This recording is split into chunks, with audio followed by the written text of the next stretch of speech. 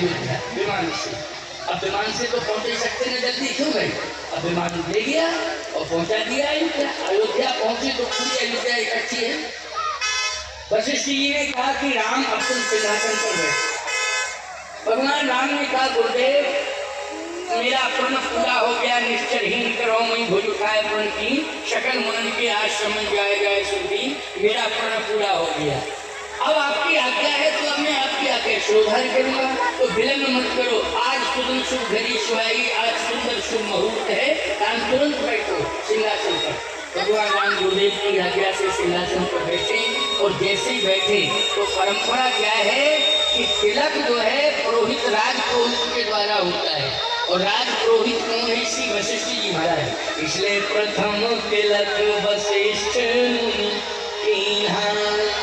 प्रथम तिलक वशिष्ठ मुनि कीन्हा, भूमि विप्रण कहयायसु दीना। सबसे पहले जो है तिलक किसने किया है? वशिष्ठ जी महाराज ने।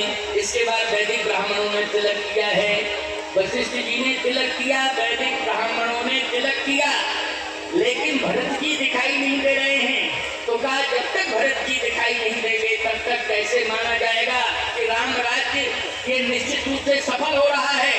भरत जी को देखा गया, भरत जी दिखाई नहीं दे रहे हैं। किसी ने कहा भरत अनुपस्थित है तो इसका मतलब है राम राज्य अभी पूरा नहीं हुआ है, राम राज्य अभी पूरा नहीं हुआ है।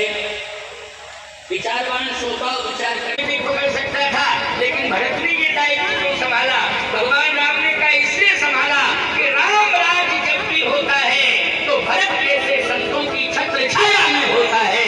संत जब छत्र छाया करते हैं तो राम राज्य हो जाता है। इसलिए भरत ने आज राम राज्य कराया है, उनकी छत्र छाया में राम राज्य हो रहा है। वशिष्ठ जी ने कहा छत्र कोई और संभाले, हनुमान जी आप संभाल लो, तिलक करो।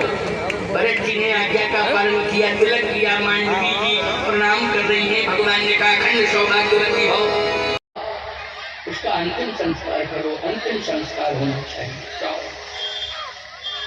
याद रखना भगवान कृपालु दयालु है, ऐसो को उदार जो माही, तुम सेवा जो जब पर राम को कर पा रहा हूँ, लेकिन मेरी हाथ जोड़ करके प्रार्थना है कि प्रभु राम ने मेरे पास आपको भेजा है, इसलिए क्या